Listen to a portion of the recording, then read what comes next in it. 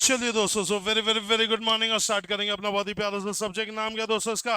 ला। चलो, तो लॉ के अंतर्गत दोस्तों आज जो अपन बातें करने चालू कर रहे हैं वो है सबसे इंपॉर्टेंट चैप्टर की। ठीक है, सी इंटरमीडिएट के लेवल पे अगर हम बात करें दोस्तों, तो कुछ बातें ऐसी है जो फाउंडेशन से रिलेटेड भी है, जैसे टाइप्स ऑफ कंपनीज, या फिर अगर हम बात करें इनकॉर्पोरेशन ऑफ कंपनीज, तो वो बातें हम बाद में करेंगे। पहले हम जो स्टार्ट करने जा रहे हैं वो एक बहुत ही इंपॉर्टेंट सा चैप्टर है, एक तरीके से सबसे बड़ा चैप्टर है पूरे सीए इंटरमीडिएट का, एक और एक अच्छा वेटेज रखता है। और इस चैप्टर का जो नाम है वो मैं बोलता हूं जनरल मीटिंग। क्या बोलता हूं बेटा?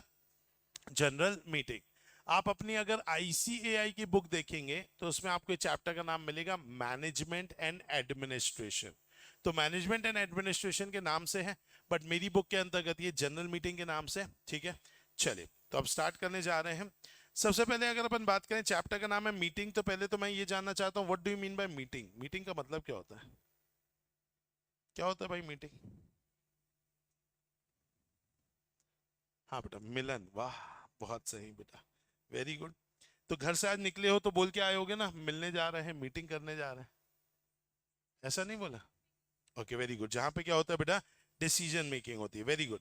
तो मीटिंग का मतलब क्या होता है? मीटिंग का मतलब होता है जब दो या दो से ज्यादा लोग मिलते हैं, मिल करके कुछ बातों को डिस्कस करते हैं, और डिस्कस करने के बाद कोई भी प्रकार का क्या लेंगे? डिसीजन लेंगे। उस कंसेप्ट को अपन क्या बोलेंगे दोस्तों? मीटिंग। आज अगर एक कंपनी को चलाना है दोस्तों, तो मीटिंग्स की बहुत जरूरत पड़ती है। और मीटिंग जो होती है वो दो लेवल पर की जाती है। एक मीटिंग को अपन बोलते हैं बोर्ड ऑफ डायरेक्टर्स की मीटिंग। किसकी मीटिंग बोलते हैं बेटा? बोर्ड ऑफ डायरेक्टर्स की मीटिंग। और एक मीटिंग होती है जिसे अपन बोलते हैं शेयर होल्डर्स की मीटिंग। बोर्ड ऑफ डायरेक्टर्स कौन होते हैं बेटा? जो कंपनी को मेनली चलाते हैं। जैसे आपने नाम सुना होगा रिलायंस के अंदर मुकेश अंबानी साहब। ये मुकेश अंबानी साहब क्या करते हैं भाई? कंपनी को रन करने का काम करते हैं। अच्छा, मुकेश अंबानी ने पूरा पैसा नहीं लगाया, बहुत सारा पैसा किसने लगाया है?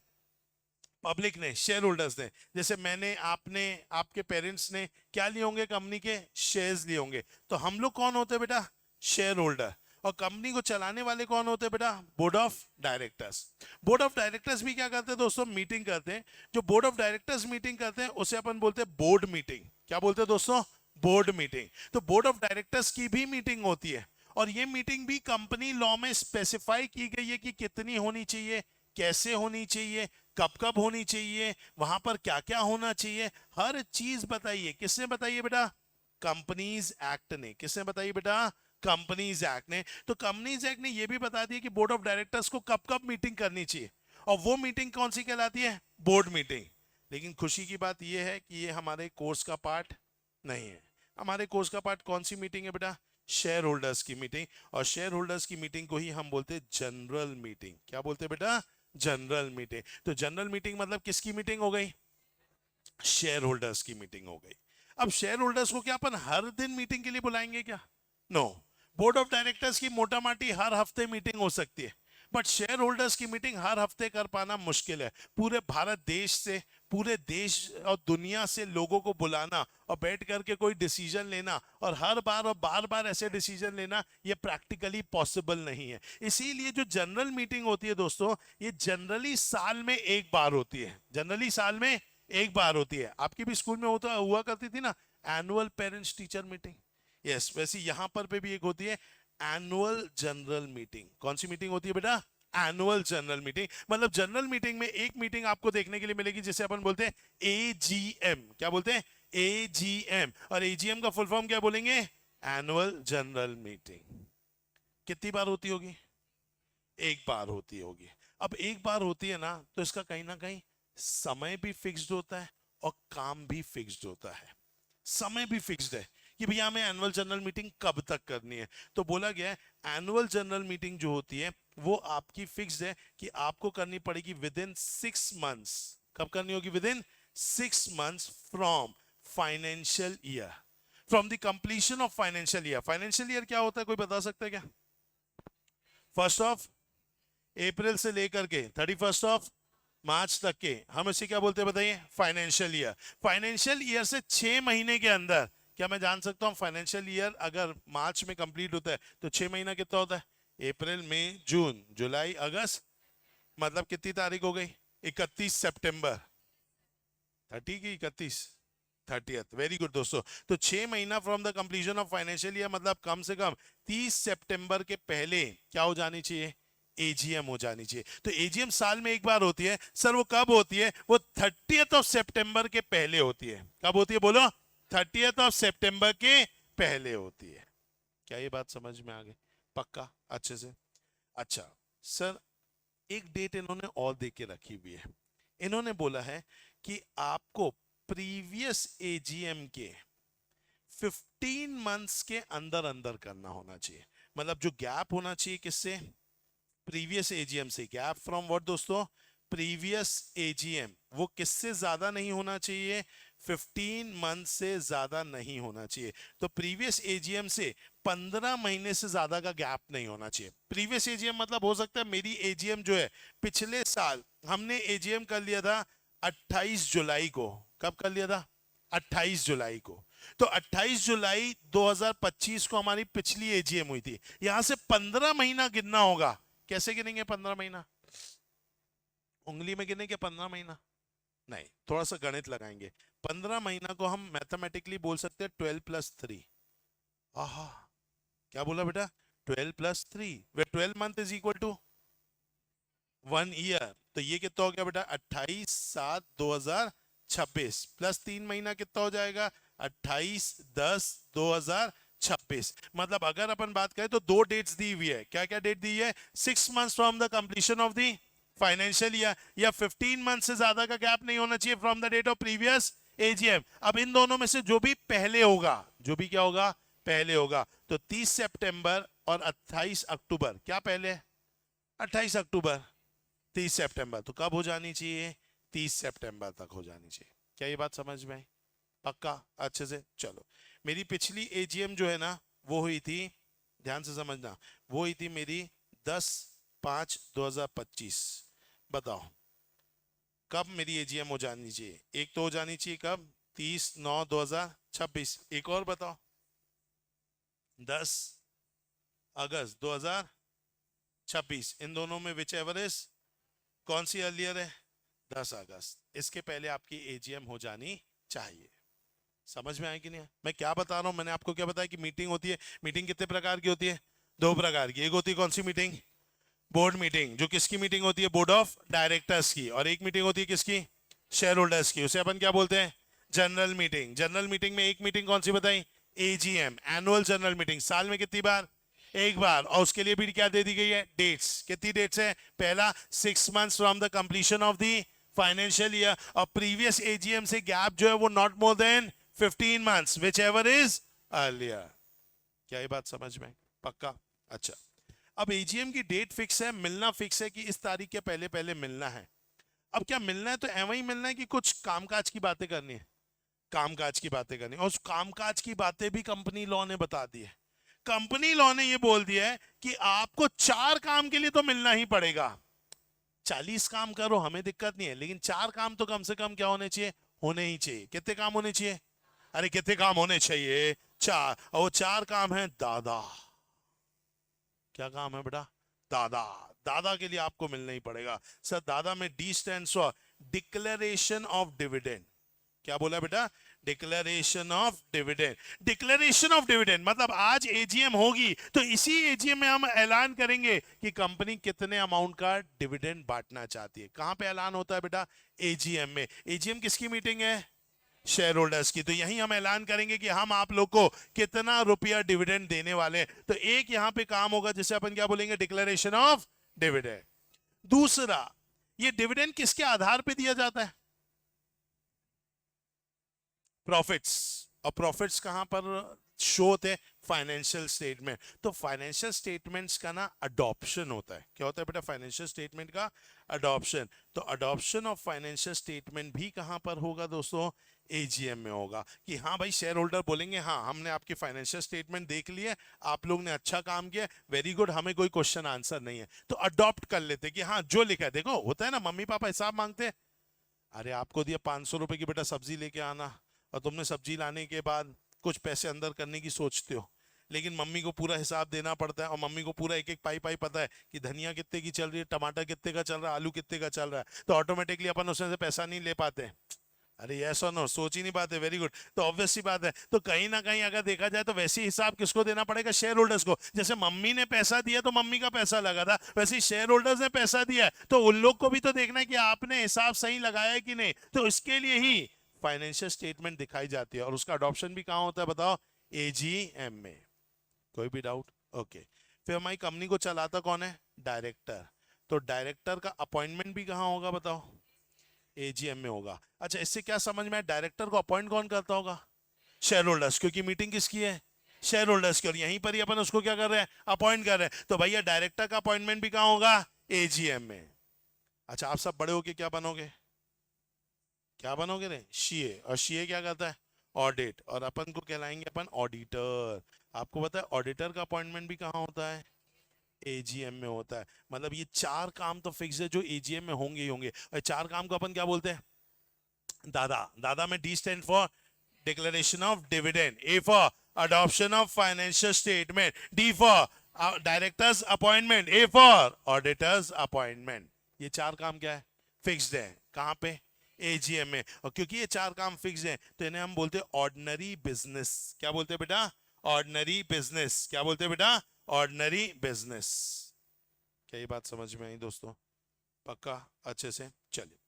अच्छा, अगर अपन बात करें दोस्तों, ध्यान से समझिएगा, ये चारों काम को अपन क्या बोलते हैं, ऑर्डिनरी बिजनेस। इसके अलावा अगर आप कोई भी काम करते हैं, इसके अलावा अगर आप कोई भी काम करते हैं तो हम उसे बोलते हैं स्पेशल बिजनेस। क्या बोलते हैं बेटा, स्पेशल बिजनेस। तो ये काम कहलाते हैं ऑर्डिनरी बिजनेस। ये चार काम है ऑर्डिनरी बिजनेस। इसके अलावा अगर आप कोई भी काम करोगे, इसके अलावा आपने अगर कोई भी पांचवा काम किया, हम उसे क्या नाम देंगे, स्पेशल बिजनेस। आया कि नहीं आया, पक्का, अच्छे से, कोई भी डाउट तो नहीं। आइए, अगर हम बात करें दोस्तों, एक बार चलते हैं अपन किसका, एजीएम नोटिस ऑफ रिलायंस। आइए, रिलायंस की 48th एजीएम की क्या है आपके सामने, बोल ही नहीं रहे हो रे, नोटिस है। अरे दिख रहा है कि नहीं, तो एजीएम की यहाँ पर क्या है, नोटिस है, ठीक है, लिखा भी है। क्या लिखा हुआ है यहाँ पर, notice is hereby given that 48th annual general meeting, 48वीं एजीएम ये करने जा रहे हैं। और कितनी तारीख को कर रहे हैं बताइए, 29 अगस्त 2025 को।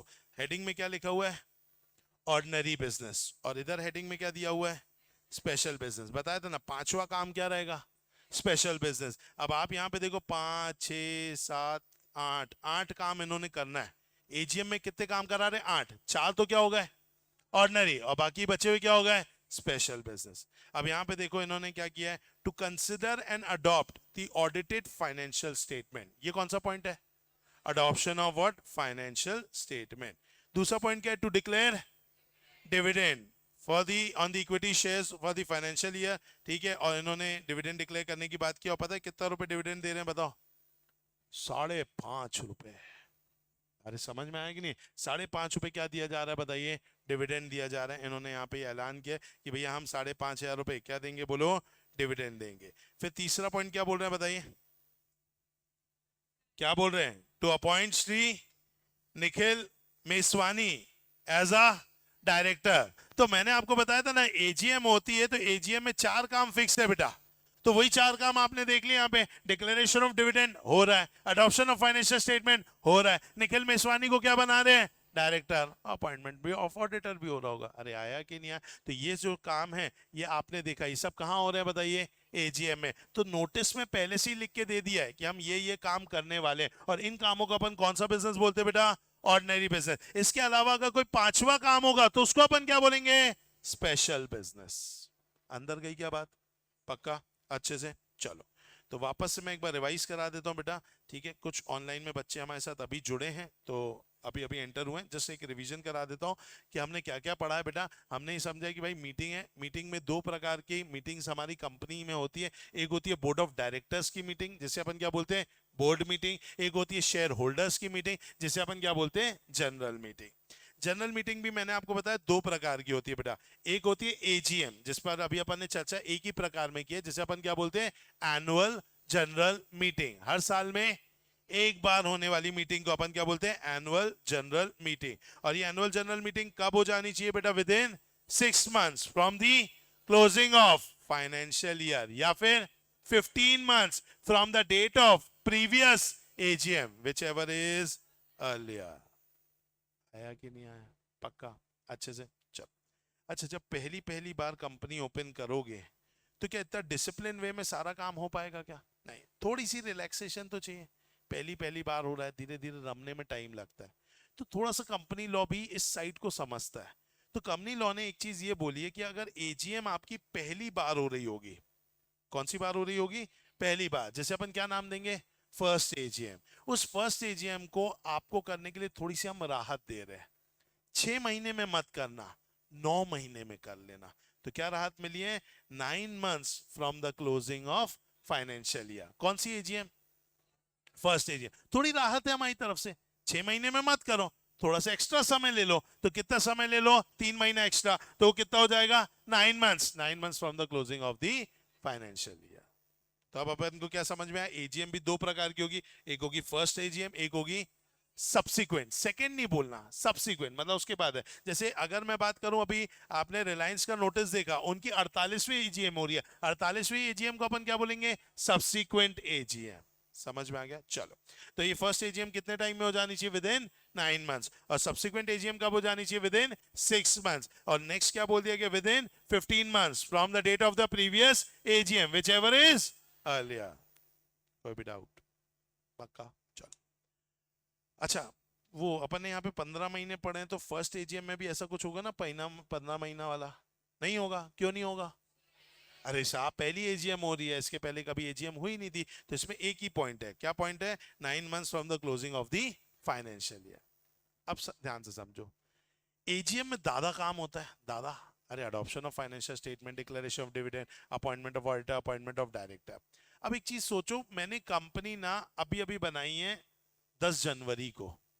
10 जनवरी 2026 मेरी कंपनी का फीता कटा है। मेरा फाइनेंशियल ईयर कब खत्म होगा? 31 मार्च 2026। अब आपको क्या लगता है, 2-3 महीने में कंपनी में बहुत काम हो गया होगा क्या? नहीं, इनिशियल लेवल है, हमने कंपनी अभी बनाई है, धीरे धीरे काम करेंगे, सब कुछ होगा। तो ऐसे केस में अगर मैं 3 महीने में ही एजीएम रख लूंगा ना, मतलब 3 महीने के डेटाबेस के लिए एजीएम रखूंगा ना, तो शायद उतनी फ्रूटफुल नहीं होगी। देश विदेश से इतने लोगों को बुलाएंगे और हम क्या बताएंगे? साहब अभी तो काम चालू हुआ नहीं है, धीरे धीरे कर रहे हैं। तो सबका टाइम वेस्ट हो जाएगा ना। थोड़ा काम वाम तो होने दो। इसी लॉ मेकर ने एक और अच्छी बात बोली है फर्स्ट एजीएम के लिए। क्या बोल दिया बेटा? Not necessary to hold AGM in the year of incorporation. जिस साल तुम पैदा हुए हो उस साल तुमने एजीएम नहीं भी किया तो भी चलेगा। अरे आज क्या डेट है? 16 मार्च। मैंने आज ही कंपनी चालू कर ली, आज फीता काटा है, मेरा तो 15 दिन बाद ही क्या हो जाएगा? फाइनेंशियल ईयर खत्म हो जाएगा। अब आप बोलोगे 30 सितंबर के पहले पहले एजीएम रखो, तो मैं 15 दिन की क्या कहानी सुनाऊंगा बेटा? क्या आप लोग को बुलाना वेस्ट हो जाएगा? तो इस साल अगर मैंने एजीएम नहीं भी किया तो भी चलेगा, अगले साल कर लूंगा। तो अगले साल में 15 दिन भी होगा, अगला फाइनेंशियल ईयर भी होगा, तब तक कुछ ना कुछ फिगर में कुछ ना कुछ बातें तो हो ही जाएंगी। नहीं आया क्या? आ गया? पक्का? तो अब आइए, यहाँ पर अपन ने क्या समझा भाई कि पहली चीज एजीएम होती है कंपलसरी हर साल में। 2 एजीएम है, फर्स्ट एजीएम और सब्सिक्वेंट एजीएम। फर्स्ट एजीएम हो जानी चाहिए within 9 months from the closing of the financial year. Not necessary to hold the AGM in the year of the incorporation. Subsequent AGM हो जानी चाहिए within 6 months from the closing of the financial year, और not more than 15 months का gap होना चाहिए from the previous AGM whichever is earlier. समझ में? Sir ये जो सब्सिक्वेंट एजीएम है ना, ये आपने डेट अच्छी दी है, लेकिन ना थोड़ी सी तैयारियां नहीं कर पाए सर, कुछ चीजों में फंस गए थे, प्रायोरिटीज दूसरी हो गई थी, थोड़ा सा समय और दे दो ना सर। ठीक है बेटा, अगर सब्सिक्वेंट एजीएम की बात है तो आपको समय मिल जाएगा। इसके लिए आपको किसके पास जाना पड़ेगा? आरओसी। ये क्या होता है आरओसी? Registrar of company. क्या आपको याद है हर एक सिटी में एक आरओसी होता है? स्टेट पे, वेरी गुड, हर एक राज्य में एक आरओसी होता है। तो भाई आपको यहाँ पे आरओसी समय दे देगा एक्स्ट्रा, लेकिन कितने महीने का देगा? मैक्स टू मैक्स 3 महीने का। समझ में आया? सर अगर हम वहां पे 9 महीने में नहीं कर पाए तो क्या वहां पे टाइम मिलेगा? नहीं, क्योंकि पहले ही टाइम दे चुके हैं, इसलिए यहाँ पे no extension of time is allowed. किस केस में? First age. ये दिस इज एमसीक्यू क्वेश्चन, ये एमसीक्यू में आ चुका है क्वेश्चन कि आरओसी अगर समय देगा तो क्या फर्स्ट एजीएम के केस में कितने महीने का समय दे सकता है? 6 महीना, 9 महीना, 3 महीना, नो एक्सटेंशन। बच्चों ने लिख दिया था 3 महीना, क्योंकि याद वही था लेकिन आंसर क्या होगा? नो एक्सटेंशन, क्योंकि फर्स्ट एजीएम में आपको एक्सटेंशन नहीं मिलता। समझ में आया कि नहीं आया? पक्का? अच्छे से? चलो, अब क्योंकि हमें ये पता चल चुका है कि एजीएम साल में एक बार होती है, ये भी पता चल चुका है कि 4 काम तो करने ही पड़ेंगे, लेकिन कई बार बीच बीच में कुछ ऐसी बातें आ जाती है जहां पर हमें मीटिंग करना जरूरी है साहब। जैसे कि फॉर एग्जाम्पल अभी अभी देश में त्राही त्राही हो गई है। किसकी? हाँ, ईरान की तो हुई है, देश में, बेटा अपने देश में क्या हुआ? Gas, very good, gas cylinder का एक प्रॉब्लम आ गया। और मैं हूं एक कंपनी, इसका नाम है फिलिप्स। क्या नाम है बेटा? फिलिप्स। हम लाइट्स बनाते हैं, हम स्पीकर साउंड सिस्टम बनाते हैं, हम टीवी बनाते हैं, एसी बनाते हैं, ट्रिमर्स बनाते हैं। अभी अभी हमें एक अपॉर्चुनिटी दिख रही है कि हमें क्या बनाना चाहिए? इंडक्शंस। वेरी गुड बेटा, हमें क्या बनाना चाहिए? इंडक्शंस। इलेक्ट्रॉनिक चूल्हा बनाना चाहिए, क्योंकि ये गैस का त्राही त्राही कब खत्म होगा? क्योंकि ट्रम्प फिर क्या कर दे बेटा, फिर क्या बोल दे वो एकदम से, तो कुछ भी हो सकता है। तो अब हमें अपॉर्चुनिटी आ रही है कि भैया क्या बनाया जाए? इंडक्शन। अच्छा, आपको याद होगा बचपन में इतना पढ़ा है, मैं उम्मीद करता हूं कि एमओए में एक क्लॉज होता है, ऑब्जेक्ट क्लॉज। उसके बाहर जाकर के हम काम अगर किया तो वो हो जाता है अल्ट्रा, और उससे अग्रीमेंट क्या हो जाएगा? वॉइड। अब हमने भैया यहाँ पे इंडक्शन बनाने की कोई बात रखी ही नहीं थी। अब हमें क्या करना होगा? ऑब्जेक्ट क्लॉज को चेंज करना होगा। अब आप मुझे बताओ, ऑब्जेक्ट क्लॉज को चेंज कर सकते हैं, कोई दिक्कत नहीं, कर सकते हैं, लेकिन मुझे ये बताओ, जिन लोगों ने पैसा लगाया है उनसे बिना पूछे ऑब्जेक्ट क्लॉज को चेंज करना सही है कि गलत है? गलत है। कौन ने पैसा लगाया है? शेयर होल्डर्स ने। तो एक मीटिंग बुलानी पड़ेगी आप लोग की कि सर हम ऐसा ऐसा प्लान कर रहे हैं और हम ये चाहते हैं कि भैया अब हम क्या बनाएं? इंडक्शंस बनाएं, कंपनी के लिए अच्छा रहेगा। तो आप लोग का पैसा लगा, इसलिए आप लोगों से एक बार पूछना हमारी मजबूरी है। अरे गेटिंग माय पॉइंट और नॉट? तो अब इसके लिए मुझे बुलानी पड़ेगी मीटिंग। अब अगर एक ही मीटिंग होती है, एनुअल जनरल मीटिंग, तो ये बुलाते अपन सितंबर में, तब तक ट्रम्प कुछ और ही कर चुका होता और इंडक्शन सबके घर पे पहुंच चुका होता। फिर मैं इंडक्शन मनाऊंगा, कोई मतलब का है क्या? नहीं। तो मेरे को तो मीटिंग आज चाहिए। मैं तो चाहता हूं कल परसों में मीटिंग हो और 2-4 हफ्ते में हम लोग अपना काम चालू कर दें। तो इसके लिए एकदम अत्यंत तुरंत अगर मुझे मीटिंग बुलानी है, ऐसी मीटिंग को अपन बोलेंगे ईजीएम। क्या बोलेंगे बेटा? ईजीएम। और ईजीएम का फुल फॉर्म होता है एक्स्ट्रा ऑर्डिनरी जनरल मीटिंग। क्या बोलते हैं बेटा? Extra ordinary general meeting. तो कितनी मीटिंग होती है? 2। एक होती है एजीएम, एक होती है ईजीएम। क्या एजीएम करना हर साल जरूरी है? Yes sir. क्या ईजीएम करना हर साल जरूरी है? No sir. कई साल ऐसे होते ईजीएम होती च नहीं, कई साल ऐसे हो जाएंगे ईजीएम 10-15 बार भी हो जाए।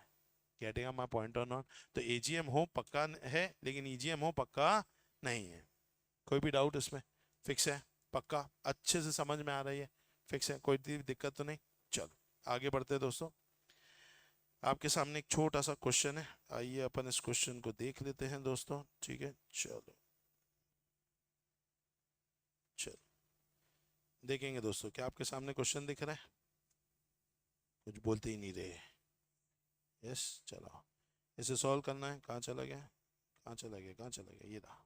चलो चलो इसे सॉल्व करेंगे क्वेश्चन को। टेन टेन ड ड ड ड ड ड ड। चलो जल्दी से आपके लिए पूछा जा रहा है time limit for holding what दोस्तों? एजीएम। आपको टाइम लिमिट बतानी है। आपके लिए मैंने पूरा यहाँ पे तैयार कर दिया। पिछले साल एजीएम कब हुई थी? तो 10/6/2024। और उसमें सेकेंड केस में दिया 16/8/2024 और थर्ड केस में कितना दिया हुआ है? 15/5/2024। चलो अब इस साल एजीएम कब होनी चाहिए? अपन मान के चलते से थोड़ा ईयर बढ़ा देता हूँ अगर आप कंफ्यूज ना हो जाए तो। मैं इसे 25 कर देता हूँ, इसे भी 25 कर देता हूँ, इसे भी 25 कर देता हूँ। चलो अब अगर अपन को एजीएम की डेट देखनी है तो 2 डेट्स होती है। कौन कौन सी 2 डेट होती है बेटा? 6 months from the closing of financial year, ये तो एकदम फिक्स है। 30/9/2024, 30/9/2024, वेरी गुड, 30/9/2024। चलो अब एक आपको निकालना होगा 15 months from the closing, sorry from the date of previous AGM. इसका 15 महीना बताओ कितना होगा? 10/6/2025 का 15 महीना, 10/9/2026। कैसे निकाला? 12 महीना किया, 10/6/2026, 12 महीना, और 3 महीना बढ़ाना है तो 6 में 3 महीना बढ़ा दो, 6+3 = 9। तो कितना हो गया? 10/9/2026। इसका कितना होगा? 16/11/2026। और इसका क्या होगा? 15/8/2026। तो अपन ने यहाँ पर डेट्स निकाल लिया बेटा। पहली यहाँ पर कितना हो जाएगी बताइए? यहाँ पर हो गया 10/9/2026। यहाँ हो गया कितना? 16/11/2026। यहाँ कितना हो गया बेटा? 15/8/2026। आया कि नहीं आया? पक्का? अब उन दोनों में विच एवर इज अर्लियर, तो 30/9/10/9 which ever is earlier? 10/9। 30/9/16/11 which ever is earlier? 30/9। 30/9/15/8 which ever is earlier? 15/8। लेकिन 15/8 क्या है मेरे आजाद देश के बेशरम नागरिकों? 15 अगस्त काय के लिए मनाया जाता है? Independence day. It is a public holiday. It is a public holiday. तो यहां पर आप क्या नहीं कर सकते दोस्तों? आप एजीएम नहीं कर सकते उस दिन। नाटक क्लासेस खुलती है बट बाकी चीजें बंद रहती है बेटा। समझ में आए? तो ऑब्वियस सी बात है। तो यहाँ पर क्या होता है, जिस दिन देश आजाद हुआ तो लोग सोचते हैं हम आजादी मनाएं, तो इसलिए बंद कर देते हैं। तो इट इज अ पब्लिक, या हम नेशनल हॉलीडे बोल सकते हैं। It is a national holiday. That is why उस दिन एजीएम नहीं होगी। तो एजीएम कब होगी फिर? उसके पहले। बाद में नहीं दे, उसके पहले। हाँ बेटा, तो तुम नालायक पाकिस्तान का तो अपन को थोड़ी ना लेना देना है। चलो, तो अगर देखा जाए तो फिर क्या होगा बेटा? 14 अगस्त 2026 को अपन क्या रखेंगे? अपनी एजीएम। क्या ये बात समझ में आए? अच्छा, ये एग्जैक्ट डेट बता रहा हूँ कि ये मैक्सिमम टाइम है। मैक्सिमम टाइम है, ये एग्जैक्ट डेट नहीं है। देखो, उसके पहले हो जानी चाहिए, उसके बाद नहीं होनी चाहिए। उसके बाद होगी तो आपके ऊपर पेनल्टी लगा देंगे। तो ये these are the latest date, एकदम मैक्सिमम डेट है कि भैया 10/9 लेटेस्ट है, इसके बाद मत करना। 30/9 लेटेस्ट है, उसके बाद मत करना। या 14 अगस्त लेटेस्ट है, उसके बाद मत करना। क्या ये बात समझ में आ गई? चलो, फिर मैंने आपको बताया था बिजनेस ऑफ एजीएम। कितने बिजनेस है बेटा? एक है और एक है। ऑर्डिनरी बिजनेस क्या होता है? दादा। दादा में पहला D for declaration of, A for adoption of, फिर डी फॉर डायरेक्टर का अपॉइंटमेंट रिटायरमेंट, और ए फॉर ऑडिटर का अपॉइंटमेंट और रिटायरमेंट। याद रहेगा? इसके अलावा अगर कोई भी पांचवा काम होगा वो क्या कहलाएगा? Special business. अंदर गया? फिक्स है? पक्का? चलो, थोड़ा सा लिख लो इसके बारे में। चलो लिख लो जल्दी से। हेडिंग डालो, मीटिंग।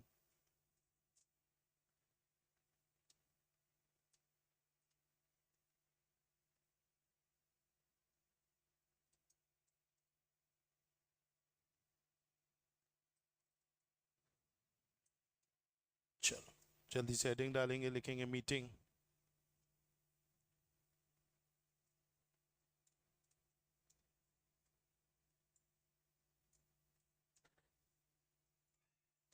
जल्दी लिखेंगे, जल्दी लिखेंगे।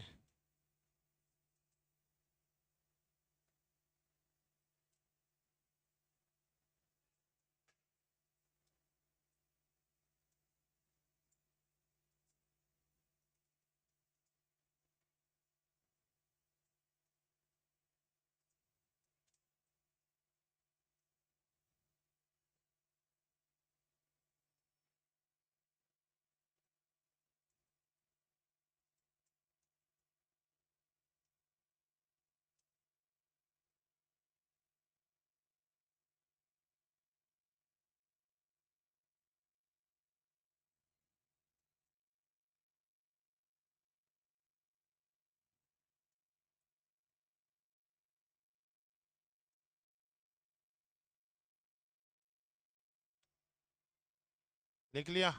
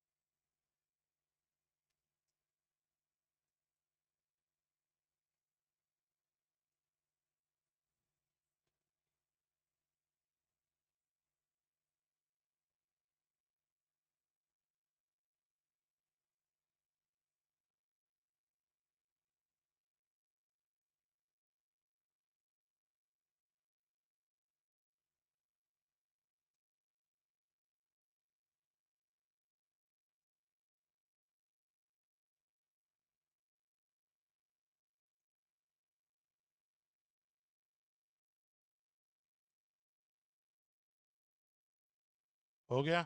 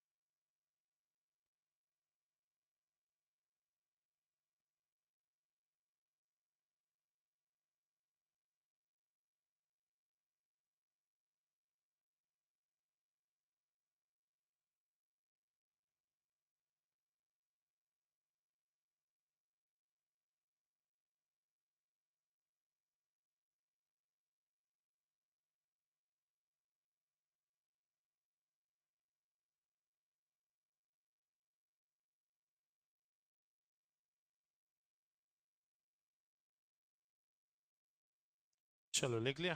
टेबल नहीं बनाना है, बस यहीं तक ही लिखना। हो गया? टेबल के पहले तक हो गया सबका? चलो एक ये बस लिख लो, बिजनेस ऑफ एजीएम।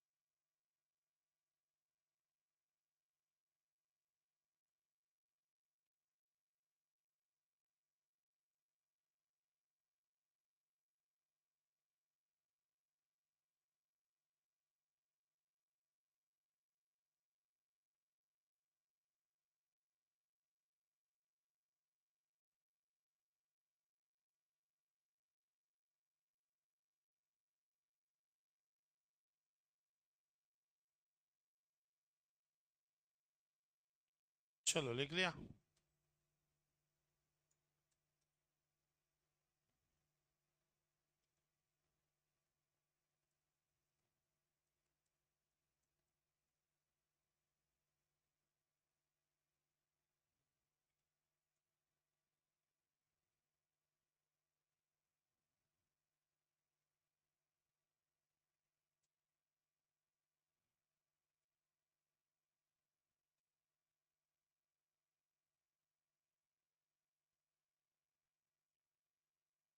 हो गया डन सबका?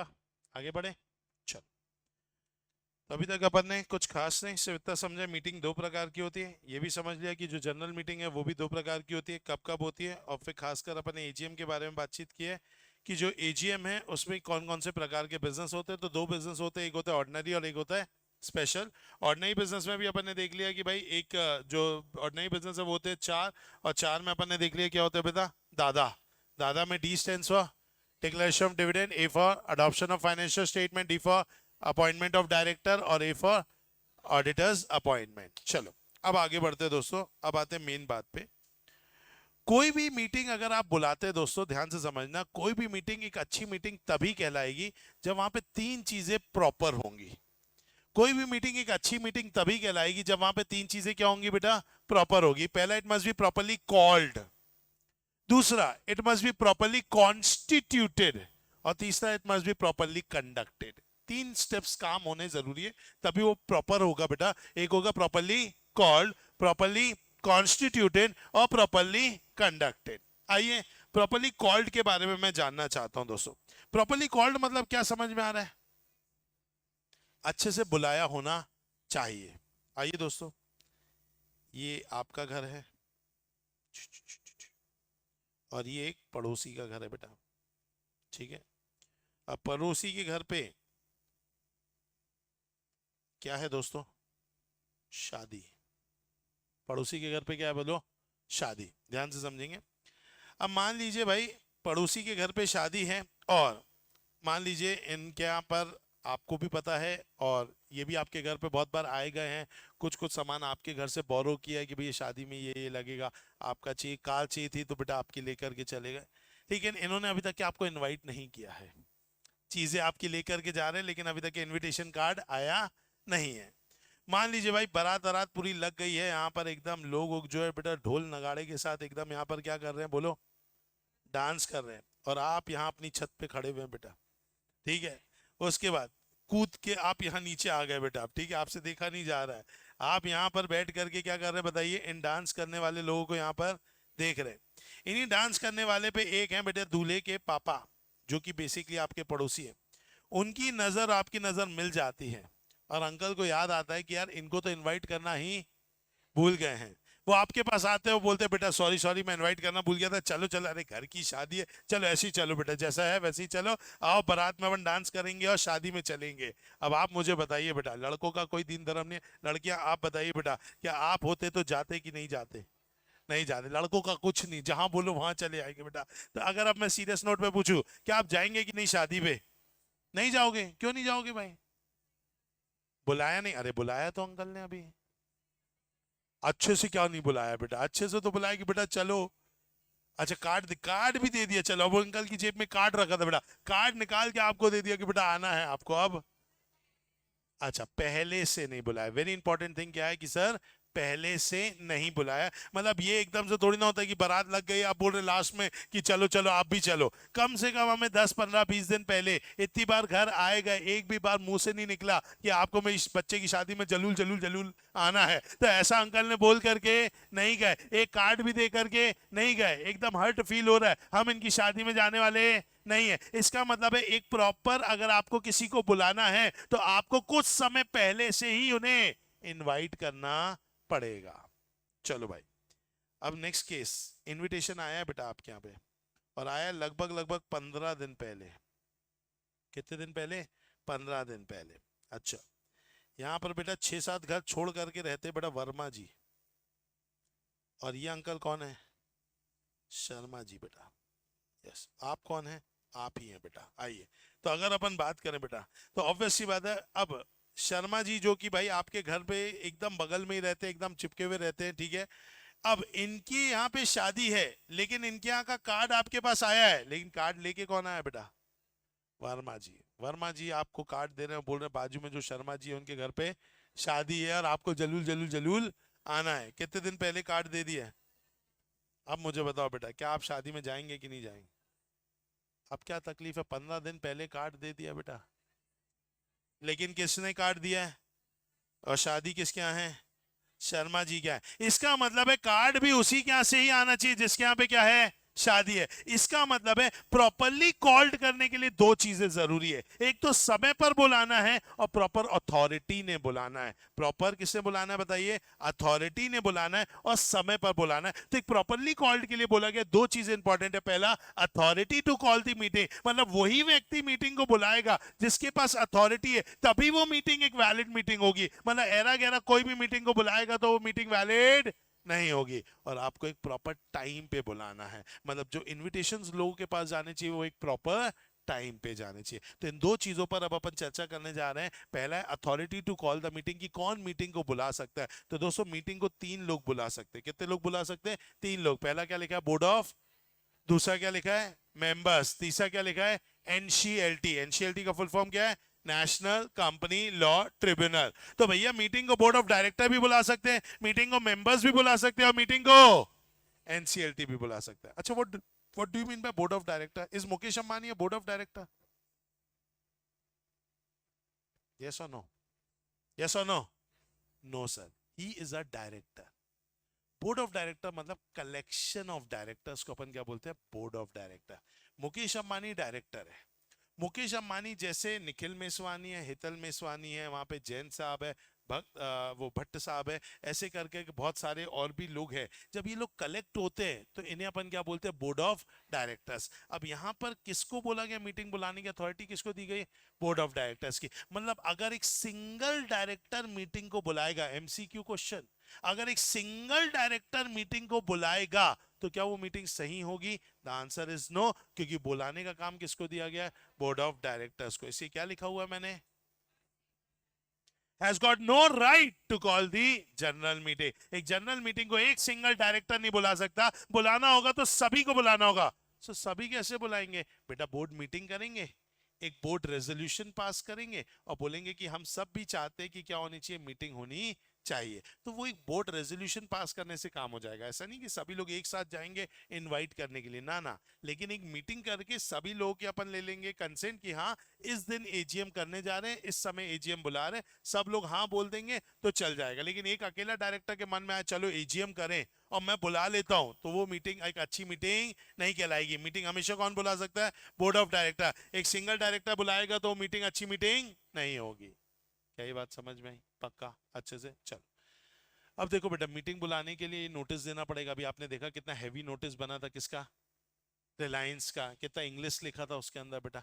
तो डायरेक्टर को इतना इंग्लिश आए जरूरी नहीं है। तो इसके लिए काम करता है एक पढ़ा लिखा मनुष्य, और वो पढ़ा लिखा मनुष्य होता है सीएस। कौन होता है बेटा? सीएस। तो CS generally calls the meeting on behalf of board of director. तो on the behalf of board of director कौन मीटिंग बुलाएगा बेटा? सीएस बुलाएगा। आइए देखते हैं इनकी मीटिंग किसने बुलाई है बेटा। सावित्री पारिक। क्या लिखा हुआ है? Company secretary and compliance officer. ऊपर क्या लिखा है? By order of Mukesh Ambani, board of director. बोले डायरेक्टर, बोर्ड ऑफ डायरेक्टर्स ने ही ऑर्डर दिया, बस मैं एज अ सीएस से क्या कर रहा हूँ? एग्जीक्यूट कर रहा हूँ। और फिर इन्होंने लेकर के इतना भारी भरकम क्या बना के दिया बताइए? नोटिस। किसका? एजीएम का। तो अगर अपन बात करें जनरल मीटिंग कौन बुलाता है बेटा, तो बोर्ड ऑफ डायरेक्टर बुलाते हैं। एक सिंगल डायरेक्टर कभी नहीं बुलाता। और हमेशा कौन बुलाएगा बेटा? कोई ना कोई सीएस। क्या ये बात समझ में आई? पक्का? चलिए नेक्स्ट कौन हो जाता है दोस्तों? मेंबर्स। मेंबर्स भी क्या कर सकते हैं दोस्तों? मीटिंग को बुला सकते हैं। यस, मेंबर के पास भी अधिकार है। मेंबर मतलब कौन? शेयर होल्डर, जिन लोगों ने क्या लगाया? पैसा लगाया। इन लोग भी मीटिंग को बुला सकते हैं। बट जनरली ये लोग एजीएम नहीं बुलाते, क्योंकि डिविडेंड डिक्लेयर करना इनका काम नहीं है, फाइनेंशियल स्टेटमेंट के लिए वर्किंग करना इनका काम नहीं है, इनका काम ऑडिटर्स को भी ढूंढना नहीं है। तो इसलिए जनरली ये लोग एजीएम नहीं बुलाते। ये लोग क्या बुला सकते हैं? ईजीएम। अरे समझ में आया? और वैसे भी ना, इन लोग क्यों बुलाएंगे या मेंबर क्यों बुलाएंगे? जब इन्हें लगेगा कि डायरेक्टर्स के बारे में कुछ गड़बड़ पता चला है, कि ये लोग कंपनी में अब कुछ गड़बड़ घोटाला करने वाले हैं और देश छोड़ के भागने वाले हैं, तो बाकी मेंबर्स को भी इसके बारे में थोड़ा सा इंफॉर्मेशन दे दी जाए। तो इसके लिए मेंबर्स क्या बुला सकते हैं बताइए? ईजीएम बुला सकते हैं। तो ईजीएम कौन बुला सकता है बताइए? मेंबर्स। मेंबर्स कभी भी क्या नहीं बुला सकते? एजीएम नहीं बुला सकते। इसलिए क्या लिखा है? In case of EGM generally members get the right to call the meetings. नहीं आया? आ गया? चलो। कई बार कौन बुला सकता है? एनसीएलटी। एनसीएलटी कब बुलाएगा? तो एनसीएलटी को सपने में नहीं आएगा कि मुझे रिलायंस की मीटिंग बुलानी है। पक्का इनके पास कंप्लेन जाएगी। कोई भी कंप्लेन कर सकता है। जैसे कि भाई बोर्ड ऑफ डायरेक्टर भी कंप्लेन कर सकते हैं कि भैया हम लोग आपस में तय नहीं कर पा रहे मीटिंग बुलाना है, क्योंकि सभी डायरेक्टर्स की एक दूसरे से बन नहीं रही है, कोई एक दूसरे की सुन नहीं रहा है, माहौल पूरा कंपनी का खराब है। एनसीएलटी आप आओ, आप मीटिंग करवा दो। या फिर हो सकता है मेंबर्स को ऐसा लग रहा है कि भैया हम लोग चाहते हैं मीटिंग हो, क्योंकि हमारी मीटिंग है, मेंबर्स की मीटिंग है, लेकिन बोर्ड ऑफ डायरेक्टर्स मीटिंग बुला ही नहीं रहे। अब उन लोग बुला नहीं रहे तो हम सब एक साथ कैसे पहुंच जाए? तो ये मेंबर्स भी कंप्लेन कर सकते हैं किसको? एनसीएलटी को, कि साहब क्या करो, मीटिंग को बुलाओ। तो इसे एनसीएलटी के पास अगर इफ बोर्ड ऑफ डायरेक्टर और मेंबर रिक्वेस्ट करेगी देन एनसीएलटी में पास ऑर्डर कि क्या बुलाई जाए, मीटिंग बुलाई जाए। तो मीटिंग कौन बुला सकता है बेटा, तीनों बुला सकते हैं। कौन कौन है तीनों, बोर्ड ऑफ डायरेक्टर्स, मेंबर्स या एनसीएलटी। बोर्ड ऑफ डायरेक्टर्स का मतलब ये है कि बोर्ड ऑफ डायरेक्टर कलेक्टिवली बुलाएंगे। एक सिंगल डायरेक्टर अगर मीटिंग को बुलाता है तो मीटिंग वैलिड मीटिंग नहीं कहलाएगी। जनरली मीटिंग इनके बिहाफ में कौन बुलाता है, सीएस। ओके, मेंबर अगर मीटिंग बुलाएगा तो कौन सी मीटिंग बुला सकता है, only EGM. What is the full form of EGM? Okay, and next कौन बुला सकते हैं, एनसीएलटी। लेकिन एनसीएलटी को क्या सपना आएगा, नो सर। कौन जाएगा उसके पास, बोर्ड ऑफ डायरेक्टर्स या मेंबर्स, और वो लोग क्या करेंगे, रिक्वेस्ट। तो एनसीएलटी क्या करेगा, मीटिंग को बुलाएगा। समझ में? सर आप ये कौन सी मीटिंग के बारे में बात कर रहे हैं, मैंने सिर्फ मीटिंग लिखा है। तो कौन सी मीटिंग होगी बेटा, जनरल मीटिंग। और जनरल मीटिंग में भी कौन सी होगी, एजीएम, ईजीएम, दोनों। Yes, I am talking about both the things. AGM बुलाना है तो भी बोर्ड ऑफ डायरेक्टर बुलाएगा, ईजीएम भी कौन बुलाता है, बोर्ड ऑफ डायरेक्टर्स बुलाता है। कभी कभार बस ईजीएम के केस में बोल दिया गया कि मेंबर भी बुला सकते हैं। एनसीएलटी एजीएम भी बुला सकता है, एनसीएलटी ईजीएम भी बुला सकता है। तो I am talking about the whole meeting, it's not only about AGM, it's about both EGM also, AGM also. Getting my point? पक्का?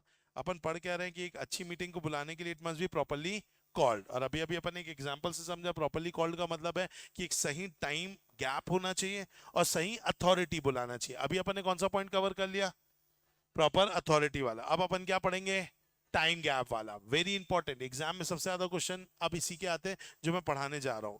बोला गया है कि भाई नोटिस जो मीटिंग का आप देते हैं, उस नोटिस के अंतर्गत जो नोटिस जाएगा मीटिंग का, उसमें जो टाइम गैप होना चाहिए वो टाइम गैप शगुन के 21 दिन का होना चाहिए।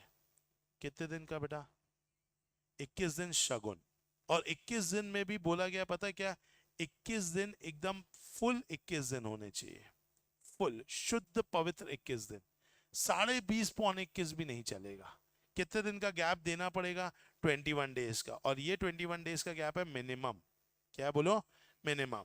मतलब मैक्सिमम आप 21 डेज से ज्यादा जितना देना है दे सकते हो, लेकिन मिनिमम कम से कम 21 दिन का गैप होना ही चाहिए। और ध्यान से सुनो, इस 21 दिन के गैप में जिस दिन नोटिस डिस्पैच हुआ है वो यहां पे काउंट नहीं होगा, वो अलग होगा। नोटिस घर पे पहुंचेगा लोगों के, वो भी दिन अलग होगा।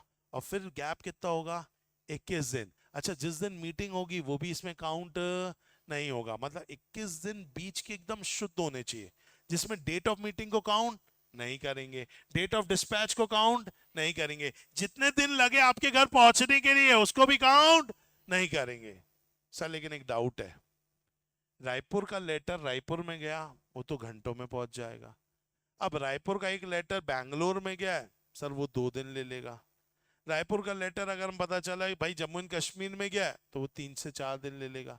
रायपुर का लेटर पता चल रहा है कि भाई असम वगैरह में गया है, कि भैया असम में भी हमारे शेयर होल्डर्स है, बुलाना उन्हें, तो पता चला वो 5 दिन ले लेगा। तो सर हम कहाँ एक एक का ऐसा ब्यूरो रखेंगे, प्रैक्टिकली पॉसिबल है या नहीं है, नहीं है। तो लॉ मेकर ने आपके लिए एक यूनिवर्सल बोल दिया, और लॉ मेकर ने बोला है 48 घंटे।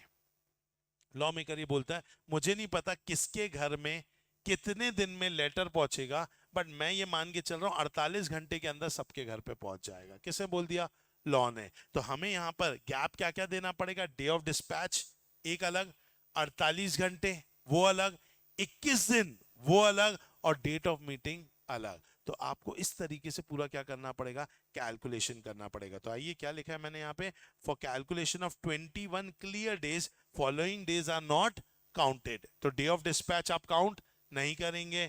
2 डेज आपको अलग से, 48 घंटे मतलब कितने दिन हो गए बेटा, 2 दिन। तो वो 2 दिन अलग रहेंगे और डेट ऑफ जनरल मीटिंग अलग रहेगी। मतलब मान लीजिए अगर मैंने 1/6/2024 को कोई लेटर डिस्पैच किया है तो 1/6 तो काउंट नहीं होगा, फिर अलग से 2 दिन और गैप जाएगा। तो भैया 2 तारीख 3 तारीख, अब अपन चालू करेंगे 3 तारीख से। 3 तारीख से 21 दिन का गैप देते तो कितना आता है, 24 तारीख। 24 तारीख को एजीएम नहीं होगी, एजीएम होगी उसके नेक्स्ट डे, क्योंकि मुझे 21 डेज का क्या देना है, क्लियर गैप देना है।